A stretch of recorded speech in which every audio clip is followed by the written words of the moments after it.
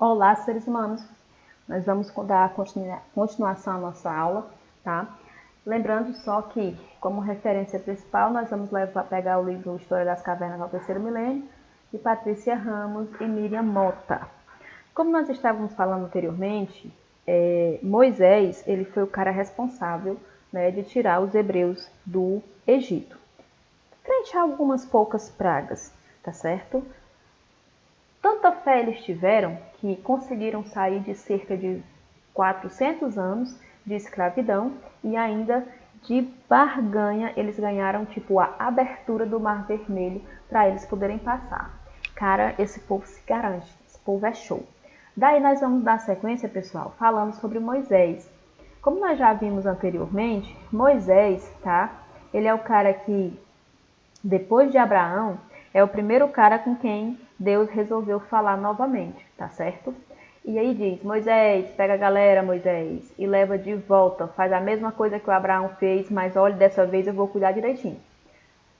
Moisés disse, beleza, vou levar, abra aí o Mar Vermelho, a gente passa de boas. Problema, pessoal, nesse momento, digamos que eles vão passar cerca de mais 40 anos vagando pelo deserto, tá? Só que quando a gente fala vagando pelo deserto, dá para entender que eles estavam procurando um local. Só que, na verdade, esses 40 anos vagando pelo deserto quer dizer o quê? Que eles não estavam estabelecidos em Canaã. Porque quando eles saíram de Canaã, tá certo? Quando eles saíram de Canaã, olha, eu tô conseguindo fazer um coração, não acredito que consegui. Então, assim, quando eles voltaram de Canaã,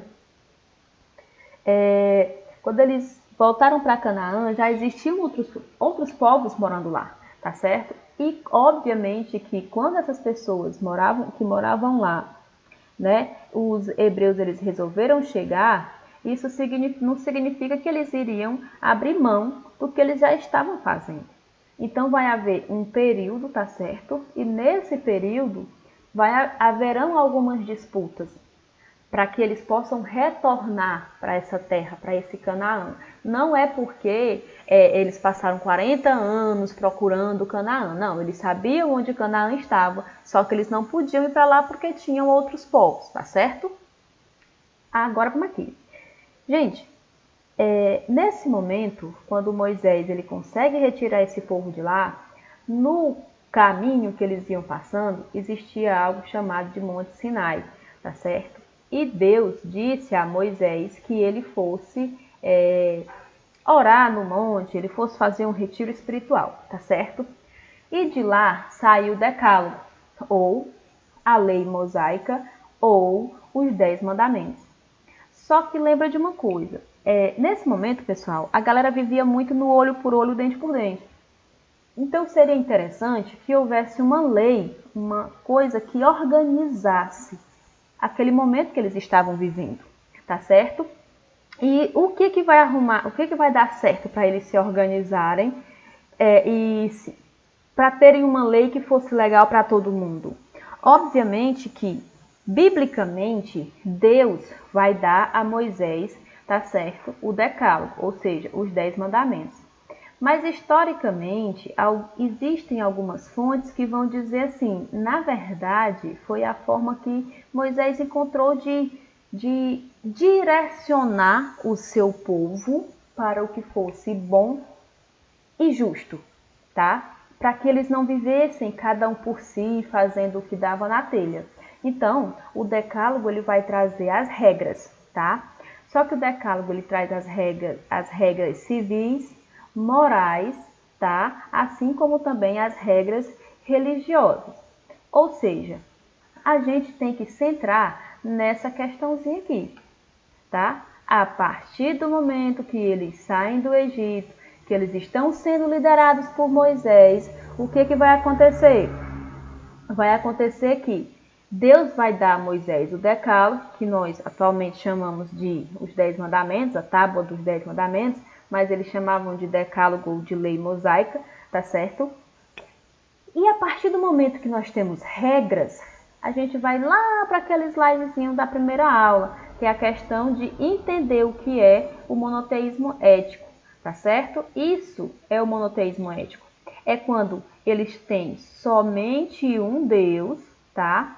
E este Deus, ele vai dizer para eles o que eles têm que fazer. Esse Deus vai criar nada mais, nada menos do que regras para o povo hebreu. E isso acontece quando, pessoal?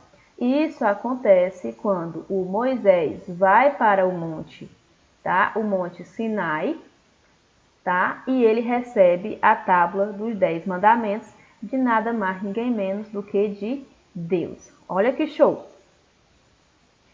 Dando sequência, pessoal.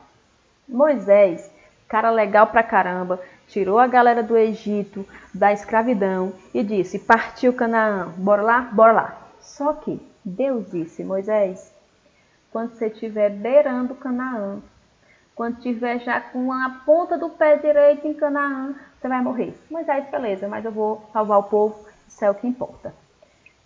Moisés, pessoal, ele direciona o povo, mas ele não consegue chegar a Canaã, tá certo? Ou seja, quando o Moisés morre, eles ainda não têm conseguido recuperar Canaã.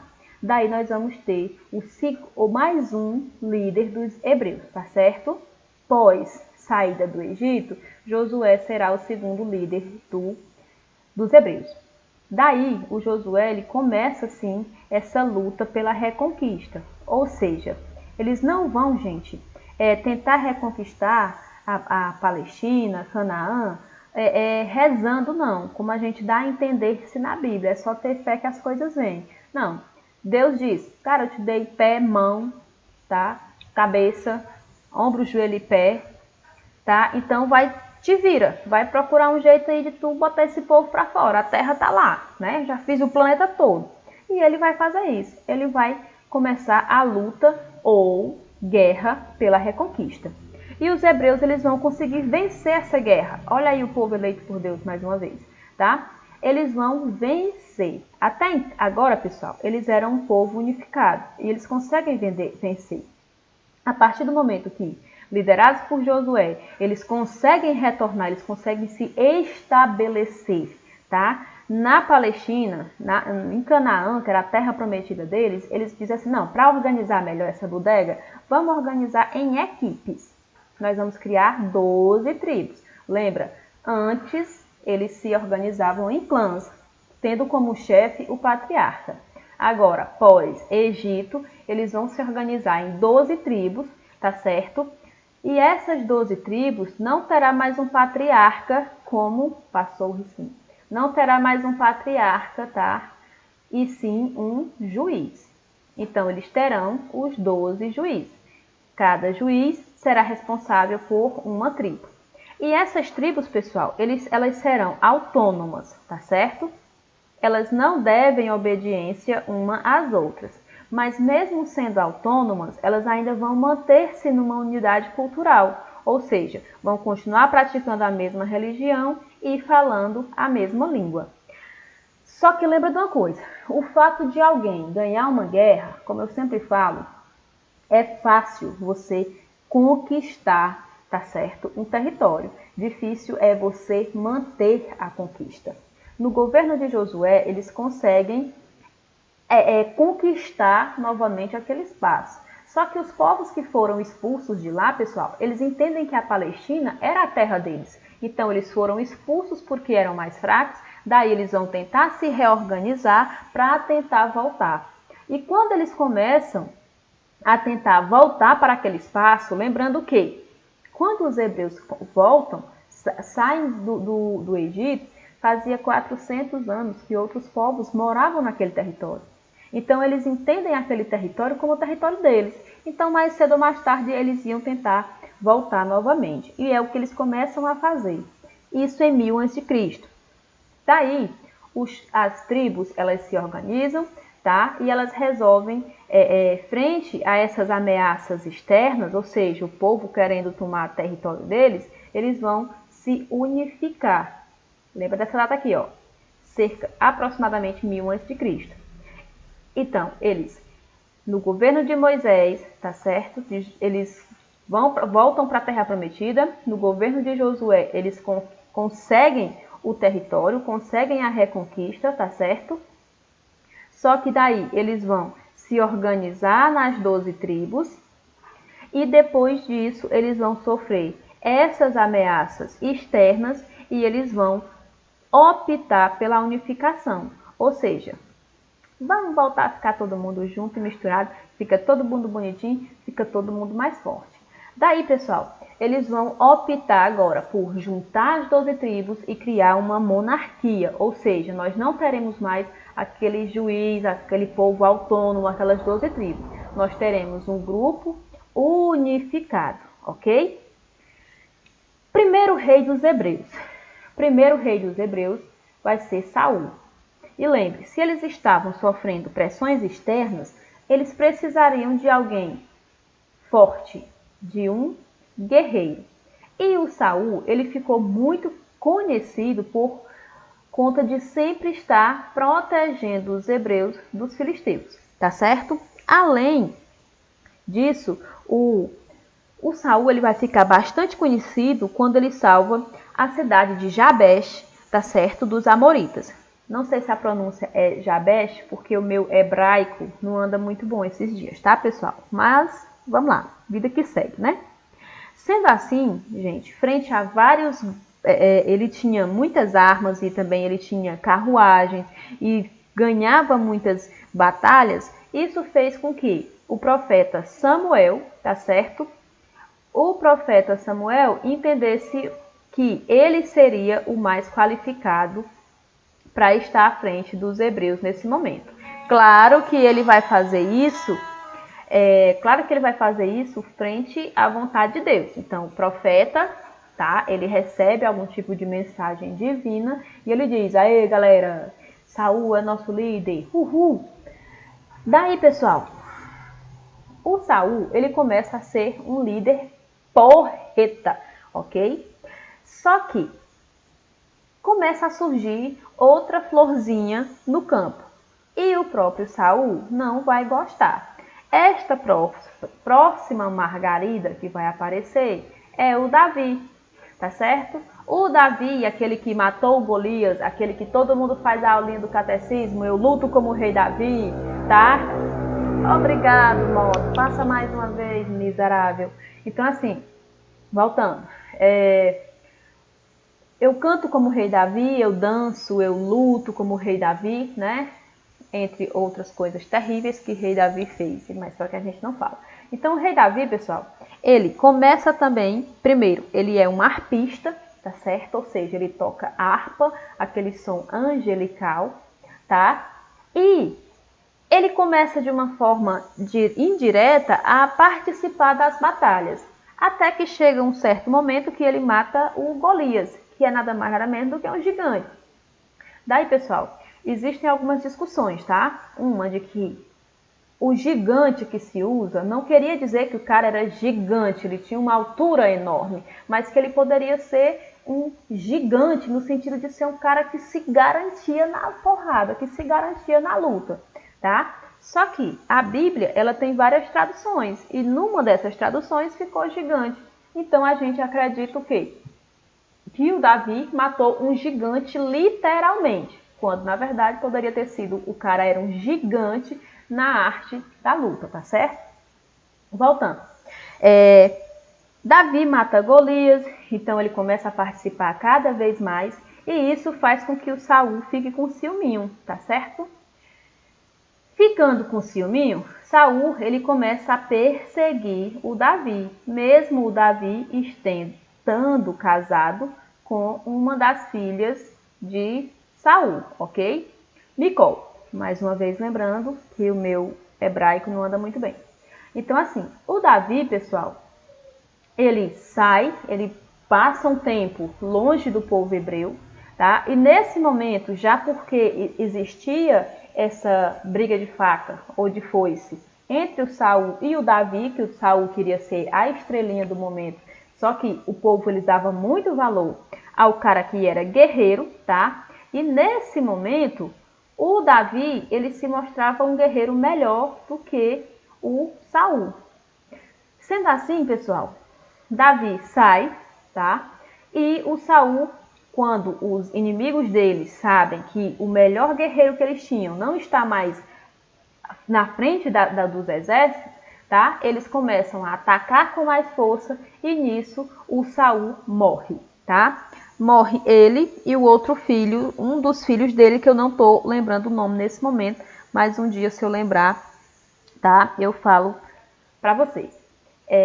Quando ele morre, o Davi volta, mas ainda existe um filho de Saul, que é o Isbaal, tá certo? Professora, eu nunca ouvi falar nesse Isbaal. Gente, ele não é quase falado mesmo, porque antes dele assumir, tá? O negócio dos hebreus lá, ele é morto. Por quem? Por a galera do Davi, que achava que o Davi deveria ser o rei. Então, essa galera diz, olha, sobrou o Isbaal, vamos lá matar ele. Aí pronto, fica vago, tá certo? E é isso que acontece. Só lembrando que eles foram punidos, tá? Por matar Isbaal. Davi, agora rei dos hebreus, conquistou literalmente Jerusalém. Ou seja, o cara chegou com tudo, o moral daqueles, e disse, Jerusalém agora é nossa, não tem mais quem tome. Conhecido como um cara extremamente educado, tá certo? Ele, quanto rei, foi um rei excelente para o povo hebreu. Inclusive, ele manteve relações comerciais com o Egito, exatamente, aquele que escravizou o povo dele durante 400 anos, mas águas passadas não movem moinhos. Então, ele era tido como um cara culto, inteligente, além de músico, ele era estrategista. Aqui era para ter um I, tá, pessoal? Vou botar bem aqui. E estrategista. Só que Davi, ele teve alguns filhos, tá? Um desses filhos era Absalão, que era filho dele, tá? Filho do Davi com a Micol. Micol esta que era nada mais nada menos do que a filha do Saul, ok? Tipo, deve ser muito interessante ficar na época das festas de final de ano. Papai querendo matar meu marido, show! Então, assim, Absalão, ele tenta tomar o trono, tá? Do Davi, ele não consegue, vai ser duramente perseguido e morto. Reza a lenda que não sob ordem do Davi, tá? Mas a galera, ele disse, vai lá e captura ele. Quando capturaram, acabaram que morreu de morte matada por acaso, tá certo? Nisso,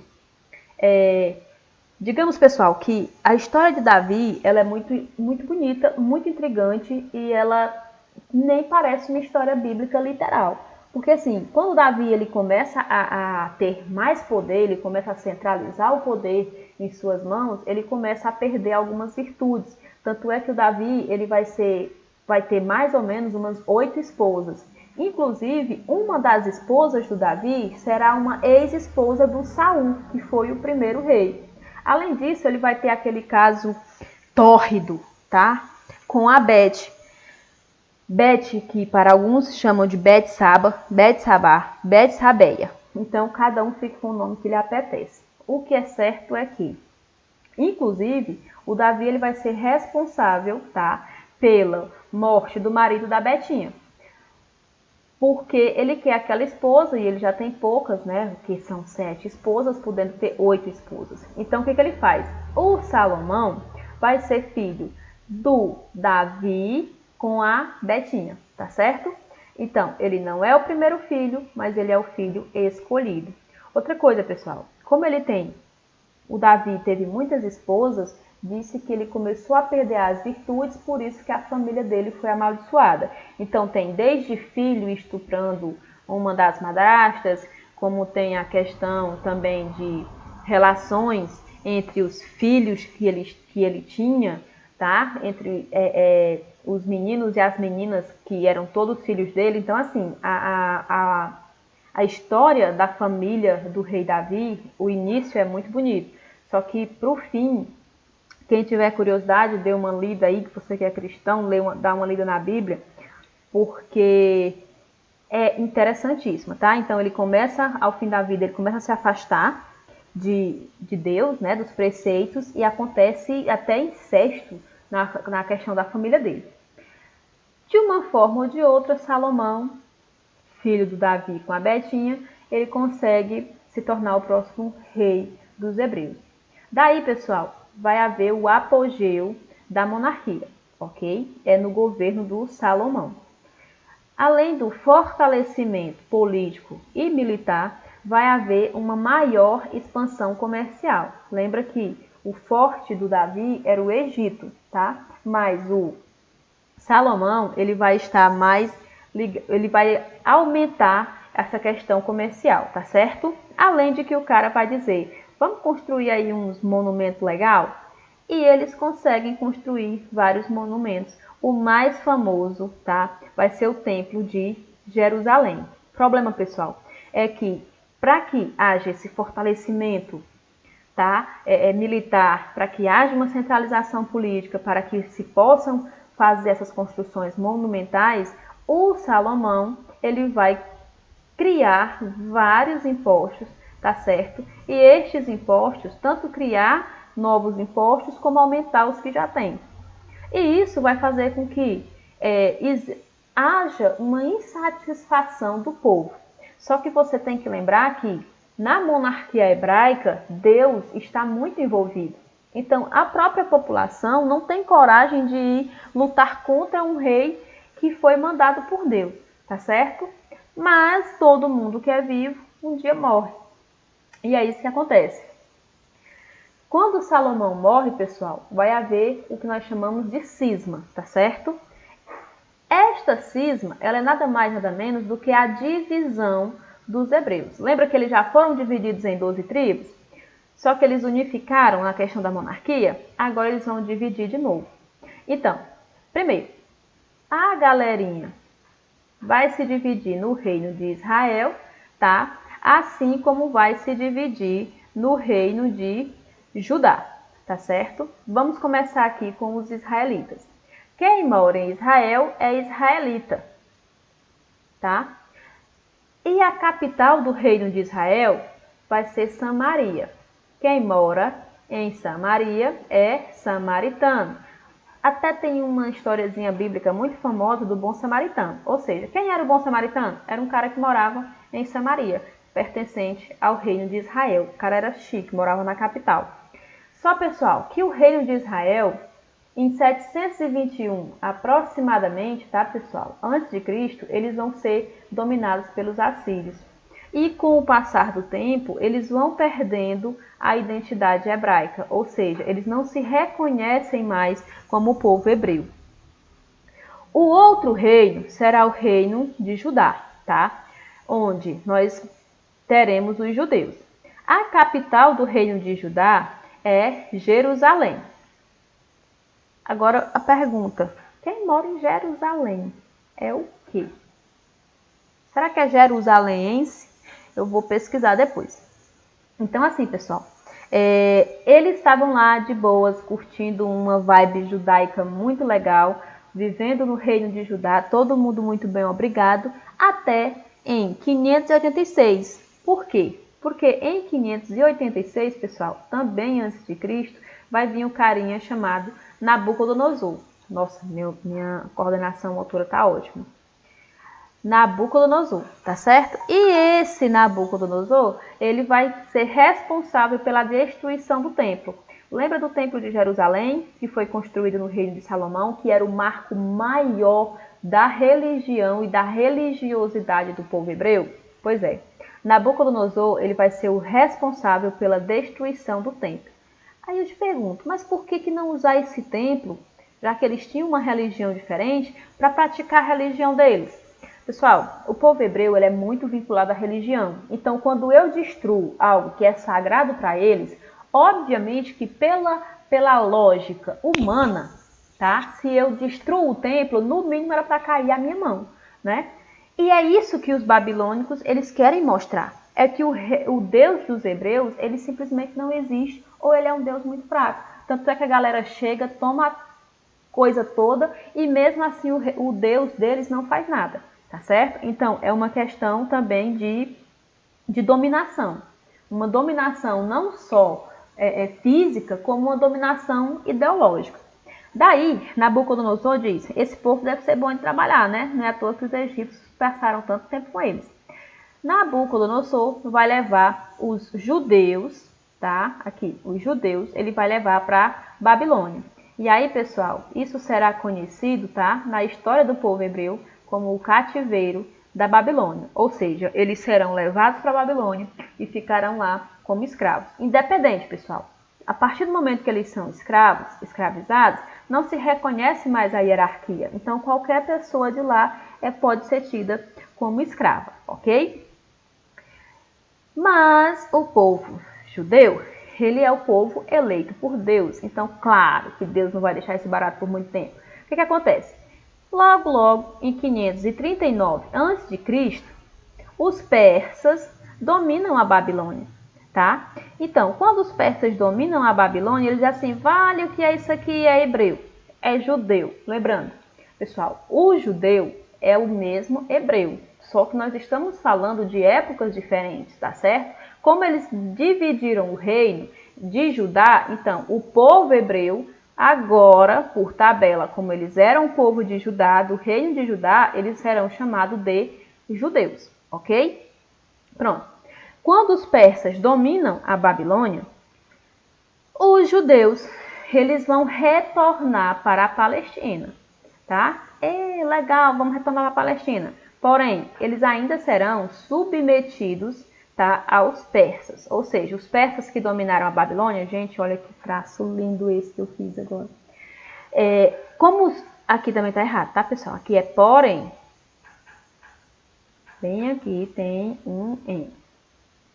Isso aí na minha cabeça é um N. Então, assim, submetidos aos persas. Eles vão retornar para a Palestina, eles vão sair do cativeiro na Babilônia, mas eles ainda não terão autonomia, eles serão submetidos aos persas, tá?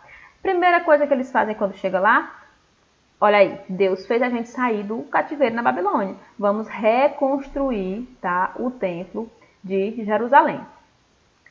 Ok, eles constroem o templo, não tão suntuoso como na época de Salomão, que a gente sabe que agora eles não eram um povo que tinham total liberdade, né, de fazer o que desse na telha. Mas eles reconstroem o templo, tá certo? Só que, no século, basicamente, aproximadamente, durante o século IV, tá? O que vai acontecer? O Alexandre da Macedônia vai dominar o povo hebreu. Então, veja, o povo hebreu foi dominado pelos babilônicos. Os babilônicos entregaram eles para os persas e agora os persas vão perder eles para os macedônios, tá certo? Agora quem é que manda na galera dos judeus? Quem manda nos judeus agora é a Macedônia. Isso até 63 a.C. Por quê? Porque em 63 a.C. Roma domina a Palestina. Então, Roma... Gente, tá show. Roma domina a Palestina. Só que os hebreus dizem assim, caramba, nós somos eleitos por Deus. Nós já fomos dominados pela Babilônia, nós já fomos dominados pelos persas, nós já fomos dominados pelos macedônios, e agora nós vamos ser dominados pelos romanos. Nós vamos deixar isso acontecer? Vamos de jeito nenhum, vamos trincar nas revoltas. E foi exatamente isso que eles fizeram, pessoal. Eles começaram a se revoltar. Os judeus agora não aguentavam mais nada calado.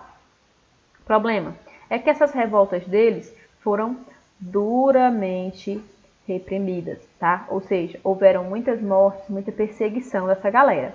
E em 70 depois de Cristo, tá? Eles passaram de 63 a.C. até 70 depois de Cristo, se revoltando. E os romanos tentando controlar essas revoltas. Até que chegou um ponto em que os romanos resolveram expulsar os judeus da Palestina. Ou seja, agora eles não serão mais dominados naquele ambiente. Agora eles simplesmente não podem mais ficar na região da Palestina. E isso, pessoal, nós vamos dar o nome de diáspora. Ah, filho de uma mãe maravilhosa, meiga, tá? Esse barulho é ótimo, de moto passando na estrada. Então, assim, pessoal, eles foram expulsos da Palestina, tá? E isso nós vamos dar o nome de diáspora. Diáspora significa dispersão. Quer dizer que é nesse momento que os judeus eles foram dispersos pelo mundo, tá? Então, assim, a partir desse momento eles não teriam mais um estado realmente um local deles, um local, um território para que eles fossem novamente uma nação unificada, tá certo? Então, assim, assim, a partir mais ou menos do século XX, pessoal, existe um movimento, tá? Que é um movimento chamado de sionismo, que é uma fé muito grande que os judeus têm de que eles ainda vão voltar, que eles ainda vão se unificar e ainda vão ser o povo que outrora, ou seja, que em outros momentos da vida eles já foram, tá certo? Só que, por exemplo, a partir mais ou menos no final do século XX, esse movimento, tá? Ele passou a defender o retorno dos judeus para essa região, para a região da Palestina. Só que, por exemplo, eles passaram mais de 2000 anos sem serem os donos daquele espaço, tá? E durante esses quase 2000 anos, vários povos se estabeleceram na Palestina, principalmente os muçulmanos, os árabes muçulmanos, tá certo? Só que em 1948 foi criado o Estado de Israel, tá? E quando criou-se o Estado de Israel, que isso a gente pode conversar sobre essa criação, tá? Essa criação vai ser pós Segunda Guerra, tá? A gente pode falar sobre isso depois. Foi criado o Estado de Israel e os judeus começaram a voltar, tá? Para essa área que eles entendem que é deles por direito. Só que, como eu já falei, existiam outros povos lá, porque esses povos não reconhecem os judeus como donos do território, porque eles passaram mais de 2000 anos dispersos, quase 2000 anos dispersos no mundo, tá certo? Então, eles voltaram, se impuseram, mas lá, ainda hoje, existem vários conflitos. E estes conflitos, eles vão perdurar ainda por muito tempo. Pessoal, vamos ficando por aqui. Espero que vocês tenham aprendido alguma coisa, tá certo? Quem quiser pode entrar em contato comigo e fazer perguntas para tirar algumas dúvidas, tá certo? Pode escrever e eu farei o possível para responder. Espero que a aula tenha sido boa, que vocês tenham conseguido aprender alguma coisa, tá certo? E até a próxima.